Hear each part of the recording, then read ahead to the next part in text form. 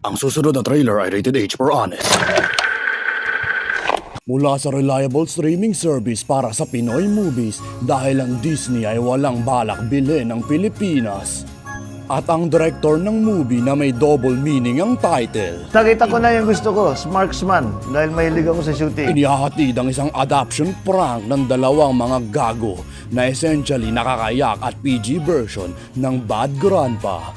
Pwede nyo naman panoorin yung mas gaguhang version. Don't hurt. I'm 86 years old. Lolo and the Kid. Kilalanin sila Lolo at Kid na walang mga pangalan kahit sosyal silang palaboy. Sila ay mga magnanakaw at mga tagalinlang.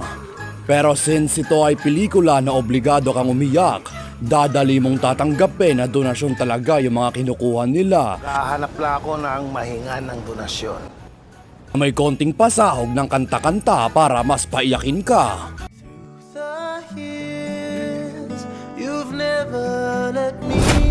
Samahan sila Lolo at Kid na manguto at magnakaw sa isang bahay. Maguto at magnakaw sa isang bahay. Maguto at magnakaw sa isang bahay. At maguto at magnakaw sa isang bahay ulit. Pero nung sa pang-apat na bahay ay may kinalaman na sa kamatayan, quits na? Well, siguro kung umepekto kay Lolo na ipinatili si Kid sa pamilya, sa tingin na rin siguro ng movie na maiyak tayo kung may magkakwits na rin siya sa buhay. Gumana din naman hanggang sa huli, ibubudol pa nga sila, di ba? Panoorin ang likely what if scenario kay Joel Torre kung hindi siya nakulong. Isang hari na masama. Inaapi niya ang lahat Lolo, pinapagloko mo naman ako eh. Tatlong bibi ako nakita.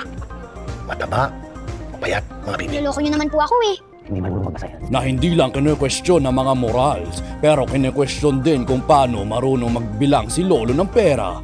Paano niya kabisado ang buong lyrics ng Through the Years? Bakit walang mga security guard sa mga mansyon ng ninanakawan nila? Yan ba yung mansyon ni Lola ni Dora? Ba't naiyak yung mga tao rito? Paano kasi mga FB users na na-influence ng movie na ito nagnanakaw ng captions para sa post? Starring mapagsinungaling Third World, Batang Quiapo, Naaswang kami ng asawa ko, Muddy Glitch, posibleng homophobic na movie ninakawan ng gay couples ng 2 beses, Juan Carlos Yulo, and Fatman Forever. The Lolo Sopas. Gusto ko yung katotohanan na walang gumagawa ng mali siya sa maglolong ito tuwing nag-hotel sila. Like syempre kahina-hinala din pero magaganda din na walang gumagawa ng mali siya. Hindi pa rin naman nagbabago na naglululhati sila sa mga magnanakaw. Siguraduhin niyo pa mag-subscribe para sa iba pang Honest Pinoy Trailers.